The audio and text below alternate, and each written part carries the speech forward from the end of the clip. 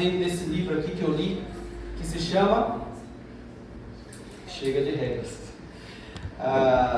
Nós não tem como tratar o livro em si todo na série, mas o pensamento do Larry Crabb, que é o autor aqui, um autor americano, ele morreu há 2 anos atrás. Ele era um psicólogo, um psiquiatra e pastor, e ele escreveu alguns livros, e um desses foi Chega de Regras, onde ele ensina sobre a quebra da religiosidade no meio do povo de Deus.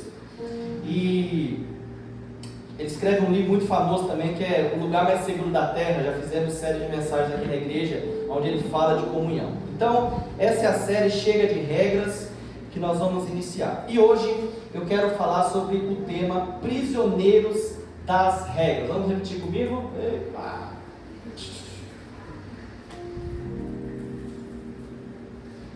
Não está indo, né? Amém. Deixa isso aí.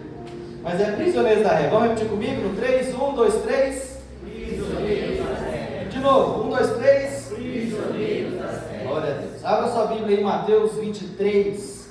Prometo que eu não vou ser demorado nessa noite. Mateus 23, versículo 13.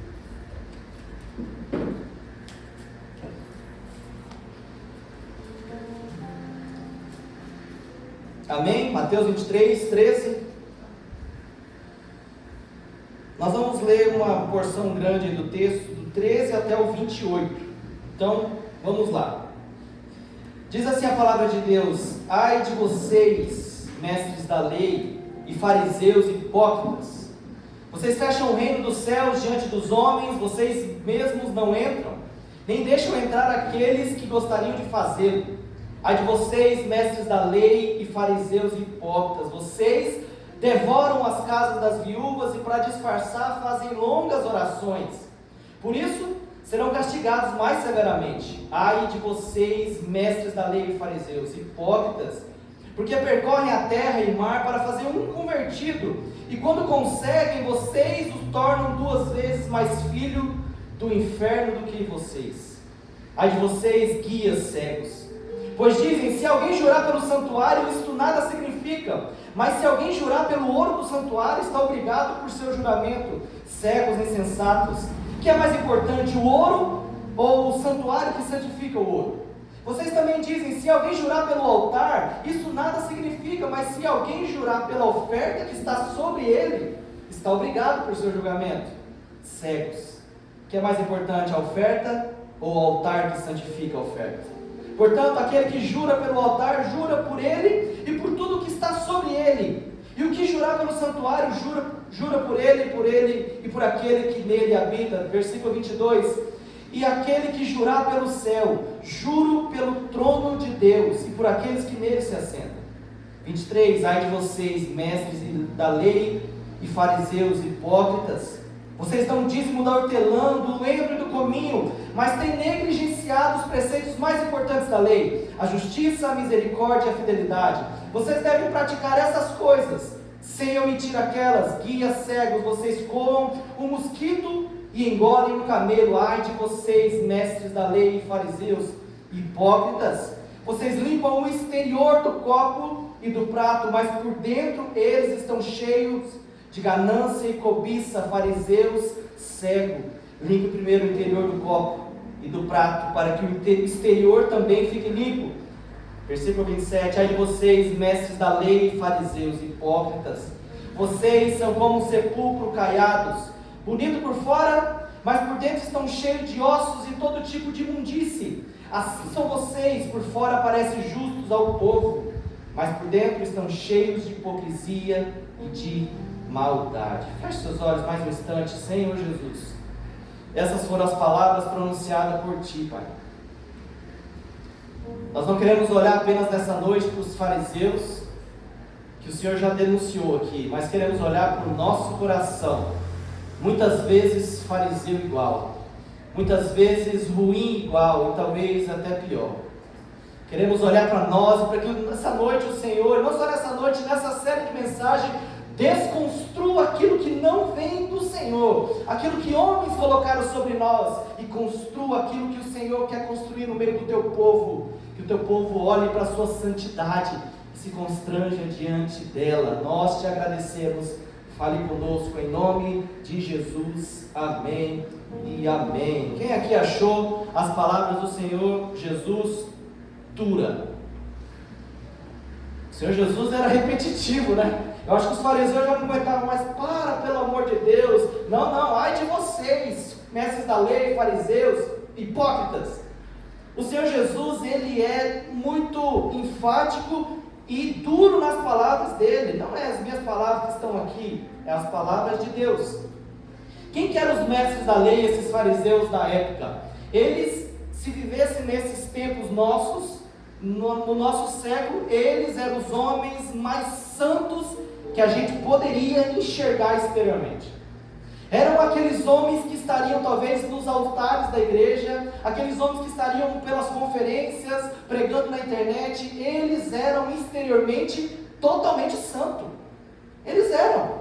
Esses homens, eles eram respeitados pela sociedade. Se fosse nos dias de hoje, se eles chegassem diante de uma tribuna, de um lugar especial, eles teriam um lugar de honra na sinagoga, na igreja, no templo.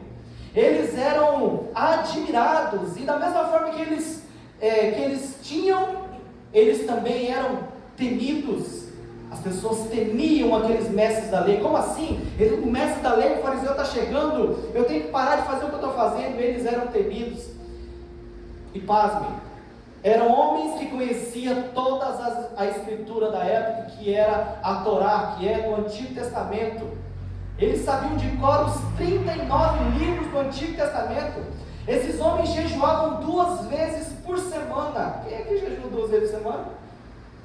Esses homens davam dízimo fielmente, até mesmo de um pé de hortelã que eles plantavam no terreiro da casa deles. Eles seguiam cada mandamento de uma forma exterior, com precisão. Mas Jesus olha para esses homens e vê o que ninguém tinha visto até então. Jesus olha para aqueles fariseus. Um dos fariseus que você conhece bem, que depois não era mais fariseu, Paulo, o apóstolo Paulo, era um fariseu. Ele sabia tudo da lei, ele era fiel, ele matava por causa da lei. Mas Jesus olha para eles e vê algo que ninguém tinha visto, meus irmãos. Quando Jesus chega diante da sua vida e passa um raio-x, diante da minha vida e passa um raio-x, ele sabe exatamente o que está dentro do nosso coração. Você pode me enganar, eu posso te enganar, homens por aí podem enganar o povo, mas quando Deus olha para dentro do coração do ser humano, Ele sabe exatamente o que está passando dentro do coração. Se alguém está doando uma cesta básica para uma família carente, é lindo exteriormente, mas Jesus pode olhar um raio-x e falar: por que esse homem está dando essa cesta básica?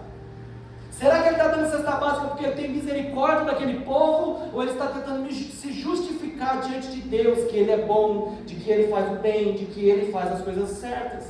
Quando Jesus escreve as 7 cartas às igrejas, as 7 igrejas no início de Apocalipse, cada igreja tem sua característica diferente, cada igreja tem sua dificuldade, mas em todas elas ela deixa claro, o Senhor Jesus deixa claro através do apóstolo João, uma coisa: eu sei de tudo que você faz. Eu sei de tudo que está no seu coração. Não, mas eu faço tal coisa. Eu não quero saber se você faz tal coisa. Eu quero saber o porquê que você faz isso. Jesus olhou para aqueles homens aparentemente perfeitos e viu o que ninguém via. Jesus viu corações presos, não pela graça, mas por regras vazias. Regras que Deus nunca colocou sobre aquele povo. Eles não eram livres em Deus, eles eram prisioneiros de um desempenho. Se eles não fizessem, se eles não dessem, se eles não mostravam o que tinham que fazer para eles não eram dignos diante de Deus. Ou seja, eles não entenderam nada quem é Deus diante de nós. Eles vestiam-se de purezas, mas por dentro estavam cansados e totalmente vazios. É por isso que Jesus, em um certo momento, olha para o povo e fala: olha, venham a mim, vocês que estão cansados. Jesus não está falando que eles estavam cansados por trabalhar, por estar pintando uma parede, por estar fazendo alguma coisa. Eles estão falando que vocês estão cansados de tanta regra vazia diante de vocês. e aquilo que é mais importante vocês não estão fazendo. Aqueles fariseus e mestres da lei falavam de Deus, mas não conheciam de fato. Suas bocas pronunciavam orações longas e longas pelas praças, enquanto seu coração se enchia de orgulho. Jesus via neles o esforço humano tentando alcançar o divino sem passar pelo amor. Eles eram zelosos pela lei, mas indiferentes à dor do próximo. Eles sabiam citar as escrituras de cor, mas não reconheciam o verbo vivo diante deles. Eles sabiam de todas as escrituras do Antigo Testamento, mas Jesus está diante deles. E eles falam: não, esse aí é filho de demônio. Esse aí não serve para nada. Crucifique, manda ele para a cruz, mate ele. Eles tinham tanto medo de errar que se esqueceram de amar. Aquilo que se chamava de santidade, Jesus viu como escravidão. Eles eram escravos de uma regra que eles cumpriam para se parecer santo.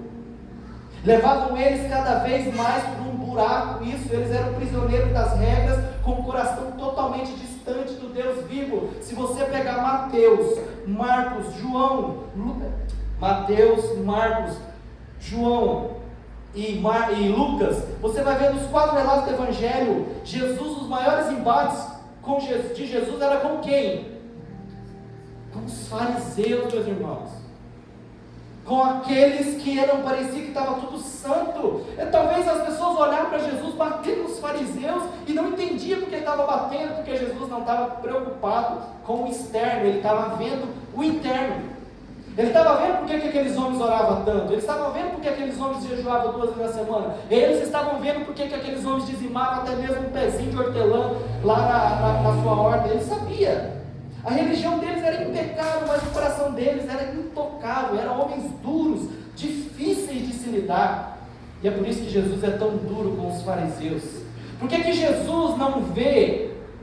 Por que que Jesus, meus irmãos, não é tão duro com pecadores, por exemplo, como a mulher adúltera? A mulher adúltera estava em pecado? Estava ou não? Estava em pecado terrível. Todo mundo estava a ele, inclusive os fariseus queriam apedrejá-la. Mas por que que Jesus não é tão duro com essa mulher?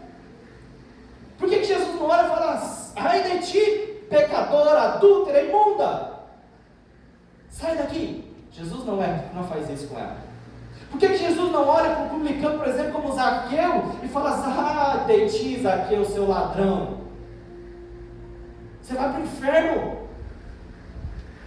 Por que que ele não olha para Simão Pedro e fala: ai de ti, seu traidor, me negou 3 vezes, né? Ai de ti, Tomé, seu incrédulo. Por que que Jesus não olha para esses homens? Jesus não é severo com os pecadores, como essa prostituta, Zaqueu, Pedro, como muitos outros, porque ele não estava passando a mão na cabeça, dizendo: olha, adúltera, você está certa. Muito pelo contrário, ele fala: olha, vá, não peque mais, vai viver a sua vida, mas não peque mais. O que desperta a revolta em Jesus diante dos fariseus é um pecador que sabe que está errado, mas quer ter a fama de estar certo. Esse é o problema que Jesus tem. Se você, meus irmãos, é uma pessoa que você sabe que você está errado, mas você quer mostrar que você está certo, Jesus abomina isso. Jesus, é melhor tratar alguém cheio de pecado do que alguém cheio de razão. Quando alguém chega diante de um pastor, diante de uma liderança e fala: olha, eu pequei, eu estou errado, que Deus me perdoe, é melhor tratar essa pessoa aqui do que alguém que chega e fala: olha, eu errei, mas eu errei porque é tal coisa, eu fiz isso porque era tal coisa.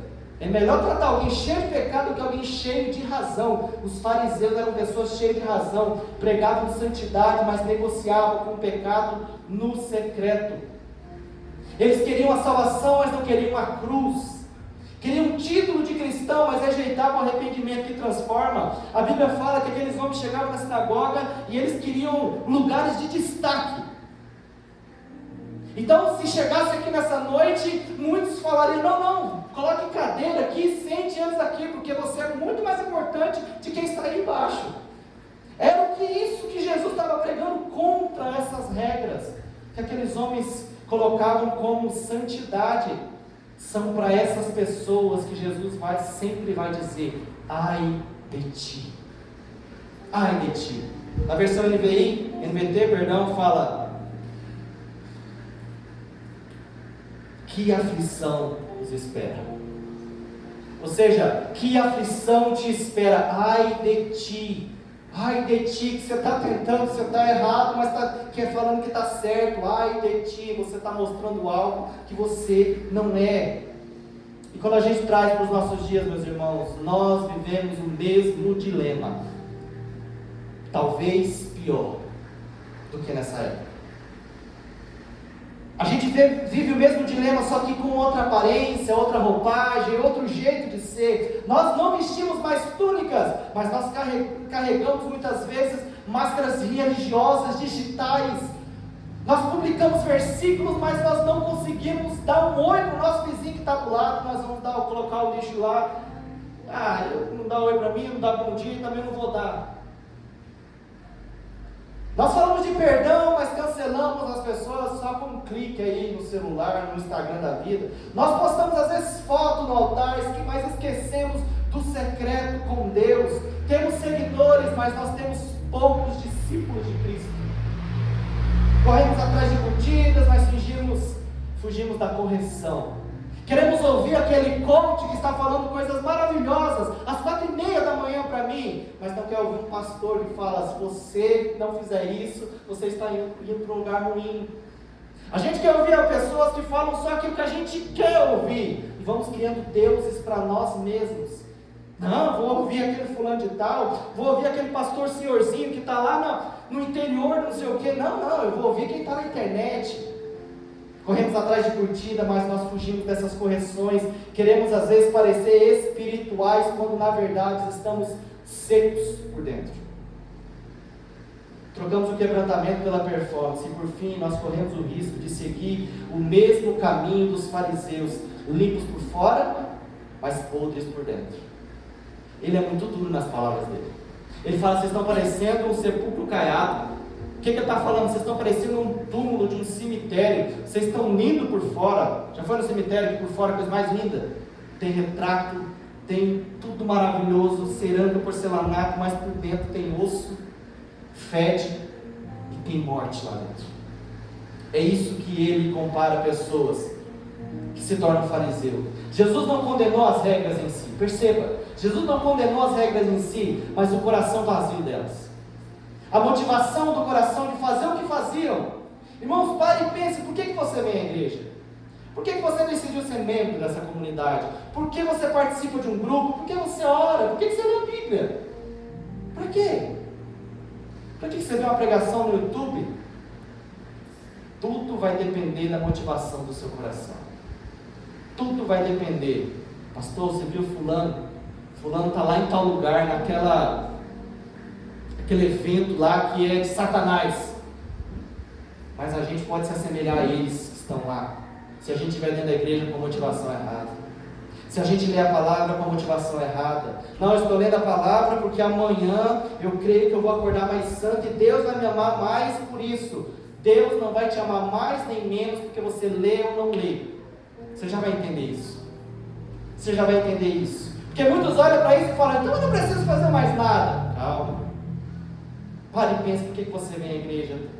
Jesus não veio para abolir a lei, meus irmãos. Veio para preencher de propósito. Ele veio para mostrar que a vontade de Deus nunca foi apenas regras externas, mas uma transformação interna. Olha que interessante. A lei dizia, Jesus chega no momento que a lei dizia, ele diz: a lei dizia, não adulterarás. Mas Jesus foi além. Jesus foi além. Aqueles fariseus provavelmente não eram adúlteros. Correto? Eles não eram adultos, porque adultério era o quê? Algo exterior. Você tinha que ter um ato consumado de uma relação. E fala: você é um adúltero. E eles se orgulhavam por isso. Eles se orgulhavam: não, eu não sou adúltero. Jesus chega e falou: olha, é o seguinte, a lei fala, não adulterarás. Mas eu estou falando para vocês, se você já olhar com desejo impuro para uma mulher, já era. Já era. A mesma coisa de quem está lá cometendo o ato, é a mesma coisa. Talvez as consequências são diferentes, mas é o mesmo pecado.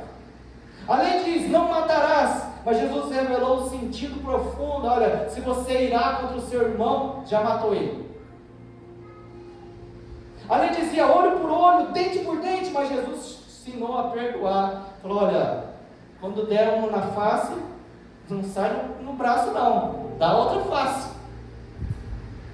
Vence o mal com o bem. Além de dizer, ame o seu próximo e odeie o inimigo. Mas Jesus declarou, ame os seus inimigos e ore por aqueles que perseguem vocês. Aquele povo odiava Jesus. Porque ele totalmente deu sentido a uma lei que eles só cumpriam no exterior. Mas o interior, Jesus estava falando, vocês do interior, vocês não conseguem cumprir o que vocês estão falando. Vocês são pecadores. Jesus pegou mandamentos que eram exteriores e levou para o interior, para o coração. Ele mostrou que o verdadeiro reino de Deus não começa com as mãos limpas, mas com o coração limpo. Porque o Deus deseja não apenas um comportamento correto, mas uma intenção pura.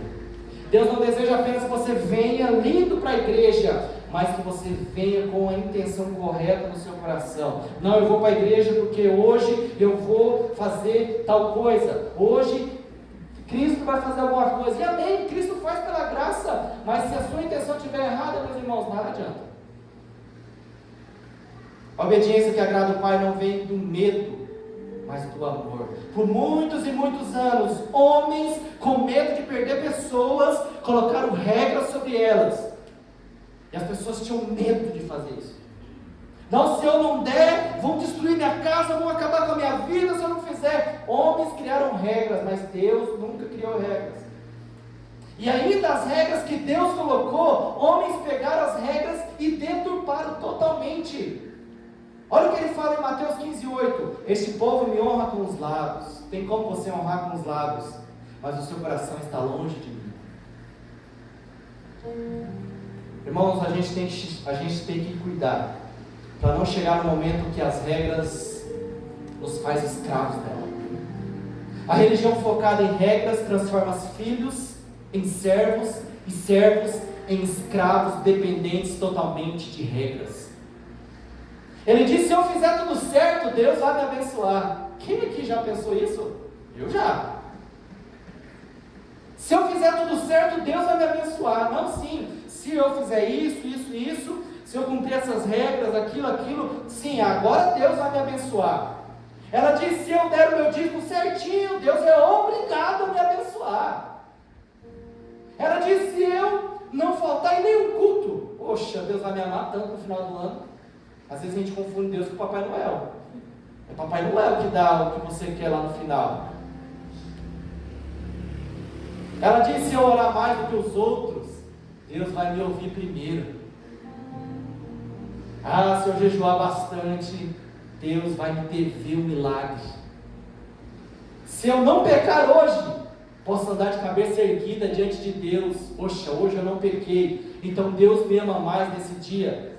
Mas o Evangelho responde, você não faz nada para ser amado, você já foi amado. Não tem como você falar, não, eu pequei e Deus não me ama, agora eu não pequei mais, Deus me ama. Não, se dependesse disso, todo mundo ia para o inferno. A graça não é uma recompensa pelo seu esforço, é um presente para o coração quebrantado. Deus não está atrás do seu desempenho, Ele está atrás do seu relacionamento com Deus. E nós vivemos uma geração de desempenho, onde se você não fizer tal coisa que os professores estão ensinando por aí, se você não fizer isso, você não vale nada. Se você não acordar 4h30 da manhã, entrar dentro de uma caixa d'água cheia de gelo, não fizer um café sem açúcar, poxa, quem é você na fila do pão? Você não é nada. A graça não é uma recompensa pelo seu esforço, é um presente para o coração quebrantado. Deus não está atrás do nosso desempenho, Ele está atrás de um relacionamento genuíno com Deus. Porque deixa eu te falar, vai ter dias que você vai ser nota 0 no desempenho. Vai ter dias que você não vai conseguir fazer nada diante de Deus. E se você não tiver a sua meta, a sua paternidade fixada em Deus, você vai falar, eu estou até com vergonha de Deus, porque parece que eu não conversei com Ele hoje. Como se você não pudesse sair no seu carro e conversar com Ele perfeitamente. Tá bom?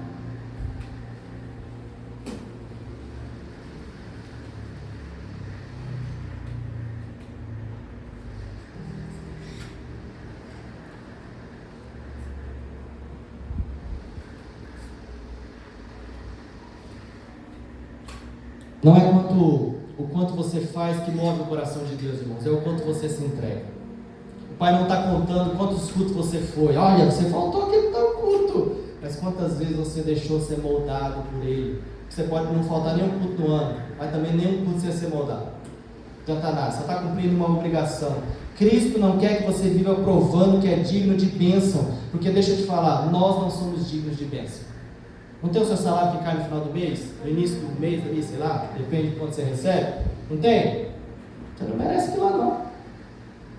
Porque se Deus não tivesse dado a graça de te dar saúde para trabalhar, você não tinha esse salário.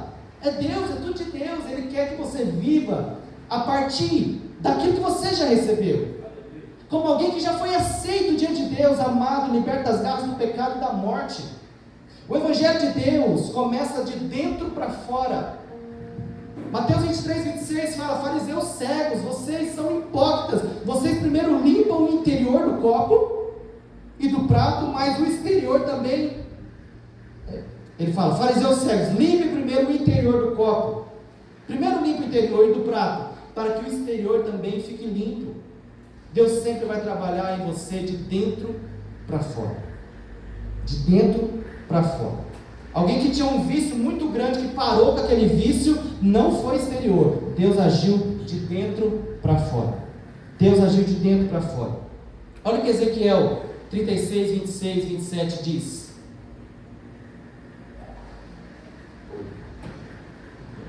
Oi.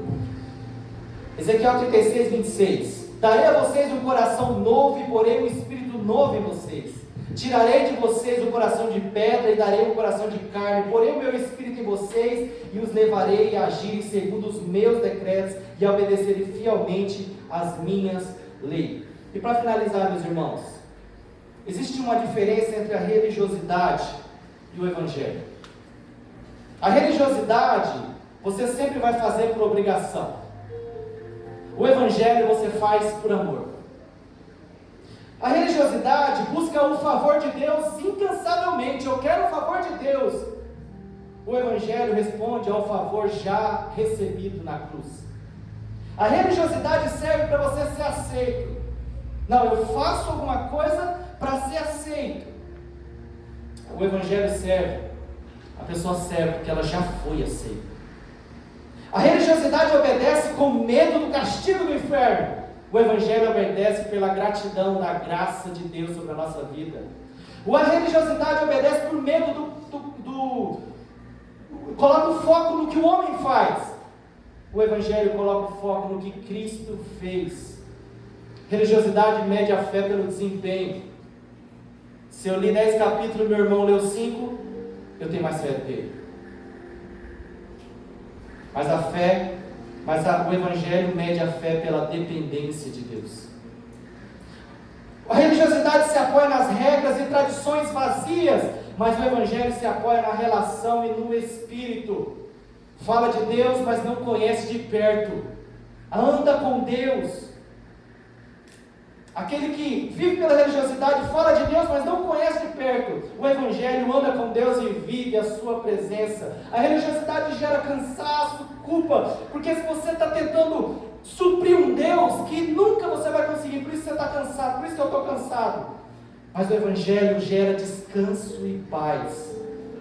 A religiosidade quer mudar o comportamento externo. Eu quero parecer que eu sou mais santo. Poxa, eu vou mudar a bio do meu Instagram, eu vou fazer tudo o exterior maravilhoso, mas o Evangelho primeiro muda o coração e a motivação interna do nosso coração. E sim, se você mudar o seu coração e a motivação interna, o seu externo vai mudar.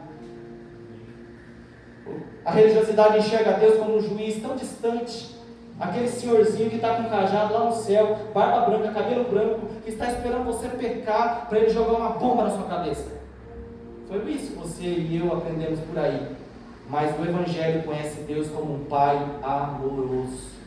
Mas Pai amoroso, ele vai passar a mão na minha cabeça? Não, às vezes ele vai pegar uma vara e vai dar no meio do seu bumbum. Porque ele é amor. E o amor também disciplina. Graças a Deus. Porque a disciplina não é para matar ninguém. A disciplina é porque justamente eu amo essa pessoa porque eu disciplino ela. Gálatas 2, 21 diz: não anula a graça de Deus, pois se a justiça vem da lei, Cristo morreu inutilmente. Romanos 8,15: pois vocês não receberam um espírito que os escravize para novamente temer. O que ele está falando é isso. Vocês não receberam um espírito para ser novamente um fariseu, mas para receber o espírito que os torna filhos, por qual nós clamamos: Abba, Pai. Os fariseus chegavam na sinagoga e falavam: soberano Deus, maravilhoso, poderoso. Os filhos falam: Pai, que é Senhor, que é soberano, que é grande, que é poderoso, sim, mas é o nosso Pai. Mateus 11:28: venham a mim todos os que estão cansados e sobrecarregados, e eu lhe darei descanso. Tome sobre vocês o meu jugo e aprendam de mim, porque eu sou manso e humilde de coração, e vocês encontrarão descanso para as suas almas. Jesus estava olhando para aquele povo e falando: vocês estão fazendo tudo certinho, vocês estão buscando fazer, mas vocês estão buscando com a intenção errada, e por isso vocês estão cansados. Irmãos, Jesus não morreu para fundar uma religião, Ele morreu para abrir um caminho de relacionamento com o Pai. A cruz foi o fim do faça para ser amado, e o início do você é amado, então viva como filho. Vou falar de novo. A cruz foi o fim do faça para ser amado. Não, eu vou fazer porque Deus vai me amar. Não, isso acabou, está destruído pela cruz do Calvário, e começou o você é amado. Então viva como um filho. Viva como um filho de Deus. Não, então eu sou amado, eu posso viver de qualquer forma. Você é filho de Deus, você vai viver igual um filho de Deus. Quem sou eu, meus irmãos? Talvez para falar para você: não, você tem que vestir dessa forma, você tem que fazer isso, você tem que fazer aquilo. Eu posso até falar para você, mas se eu falar regras para você, e se você não entender em Cristo que você tem que mudar, nunca vou conseguir te convencer. Talvez você externo: não, faça assim, olha, você veste dessa forma, a camisa você coloca assim, a calça você coloca assim. Você vai fazer isso, mas o seu coração não está entendendo nada do que você está fazendo. E no final das contas, lá na frente, vai chegar eu e você lá, e Deus vai falar: não conheço vocês não. Vocês criam um monte de coisa aí para se aproximar de mim, quando na verdade eu já tinha aberto o caminho através de Cristo. E era só vocês entenderem o íntimo do seu coração. O exterior ia acontecer com o tempo. Meus irmãos, nós temos testemunhos nessa igreja, nesses 3 anos e pouco, maravilhosos, de que ninguém precisou pressionar ninguém para fazer tal coisa. Cristo mostrou, Cristo falou. Eu poderia muito bem falar: olha, a partir do domingo que vem, você vem dessa forma, você faz dessa forma, é dessa forma, tal. Mas se Cristo não tocar o seu coração, se você não entender que você é filho de Deus, quem sou eu? Quem sou eu na fila do pão para dizer o que você tem que fazer ou não? Se você é filho de Deus, você vive como filho de Deus. Como é que os filhos de Deus se vestem? Como é que os filhos de Deus falam? Como é que os filhos de Deus pensam? Como é que os filhos de Deus agem no trabalho? Descubra. Ele é teu pai, e Ele é seu pai. A religiosidade pesa, acusa, cobra e cansa, mas o Evangelho liberta, perdoa, acolhe e transforma. Deus não quer mais um corpo presente na igreja, Ele quer um coração rendido no altar. Meus irmãos, eu sempre falo para Deus: eu não tenho nenhuma vontade de ser pastor de uma igreja grande. Se as pessoas que estão dentro daquela igreja grande não têm um coração voltado para Cristo, para aquilo que Ele pode agradar a Cristo, estão preocupados em cumprir regras vazias, mas Cristo está totalmente longe daquelas pessoas. Talvez você tenha feito tudo certo por fora, mas ainda se sente um vazio por dentro. Talvez a gente tenha se acostumado com o ritmo da fé, mas nós perdemos o fogo da presença. Jesus te chama de volta, não para uma rotina, mas para um reencontro. Ele quer te ensinar a viver não pela regra, mas pela graça. Até a regra que Deus coloca diante de você, se você focar naquilo, você se torna um idólatra. Esse livro tem um capítulo que o Larry Crabb, ele fala sobre a vida boa que a gente quer ter. Quem aqui quer ter uma vida boa? Todos nós. Só que ele fala que as pessoas pegam a sua vida boa, uma vida que não quer ter problema, uma vida que quer todos os seus problemas resolvidos, quer que as contas sejam pagas antecipadamente, e a gente começa a buscar Deus para ter uma vida boa. E Deus é capaz de te dar uma vida boa, mas se você buscar Deus pelo seu motivo errado de ter uma vida boa, o seu Deus não é o Deus, o seu Deus é a vida boa. Quem está entendendo? O seu Deus é a vida boa, eu quero uma vida boa, então eu vou fazer tudo o que for necessário. Eu chego lá, o pastor falou para mim que eu tenho que fazer isso, então eu vou fazer para conseguir uma vida boa. Não é porque eu quero me relacionar melhor com Deus, é porque eu quero uma vida boa. Ou seja, eu chego diante de Deus preocupado com aquilo que Ele vai me dar. E quantos meus irmãos chegam nas igrejas hoje e falam: o que essa igreja vai me ofertar? O que essa igreja pode me oferecer? O que aconteceu? Poxa, as caixas desligou no meio do som. Não são profissionais. Deus não está nesse lugar. Quantas pessoas não fazem isso? Porque quer ter uma vida boa. Mas eu estou indo para a igreja. Mas tem gente que está indo no centro, não sei daquelas contas aí também, porque quer uma vida boa. Aí essa pessoa que vai lá nesse centro porque quer uma vida boa, diz que se converte, aí vai, batiza, entra, é membro de uma igreja, mas o coração continua igual, é o mesmo coração de lá de trás. Ele só quer uma vida boa. Ele só quer Deus mudar a história dele. Só quer que Deus faça ele ter uma vida boa, com dinheiro, sem doença, sem nada. Ou seja, nós nos chegamos diante de Deus por aquilo que Ele pode nos oferecer. Isso é fariseu. Hipócritas, cegos. Esses homens, talvez, se nós não cuidarmos, se assemelham muito às nossas vidas. Talvez com outra roupagem, sim, é verdade. Mas o porquê que nós buscamos a Deus? Ele quer te ensinar a viver não pela regra, mas pela graça. A graça, meus irmãos, a graça vai te mostrar coisas que você deve cumprir, sim. Mas o início é a graça. Porque você vai cumprir. Não, Deus me salvou. Você entendeu que Cristo te salvou, correto? Você entendeu que Cristo morreu na cruz para morrer no seu lugar. Amém. Você se entrega no altar, você é batizado, você não começa a caminhar com uma igreja porque você quer comprar Deus. Você começa a caminhar com uma igreja porque você nasceu de novo. E quem nasce de novo ganha uma nova família. E essa nova família se chama igreja. É isso. Não, eu vou para a igreja porque eu quero comprar o amor de Deus. Deus já te amou. Vá para a igreja. Porque os filhos de Deus se reúnem naquele lugar. A forma que você deve se vestir de uma forma prudente, não é porque você tem que querer comprar Deus, mas porque filhos de Deus se vestem dessa forma. Não faz dessa forma, que é melhor. Ele não quer uma aparência apenas, ele quer verdade, tudo no seu lugar. Se a gente trocar as prioridades, meus irmãos, nós vamos ter surpresa lá no final da vida. Nós não podemos carregar isso dentro de nós, regras vazias, que a gente cumpre para conseguir algo. Você não pode comprar Deus, nós não podemos comprar Deus, nós não podemos comprar salvação. A salvação é de graça. Cristo já falou: olha, salvação é de graça, não vem de vocês, é um presente de Deus. Deus te deu a oportunidade de crer. Pronto. Tudo que você faz a partir de agora tem que ser gratidão a tudo que Deus já fez na sua vida. Nada para comprar mais. Porque se a gente quiser viver comprando Deus, que vida miserável é essa? A gente nunca vai conseguir. Estamos juntos? Amém. Fique de pé então.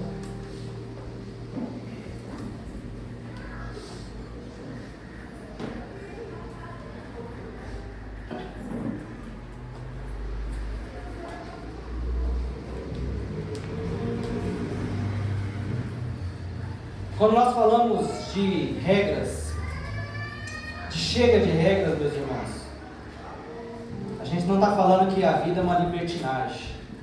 Muito pelo contrário. A gente está falando que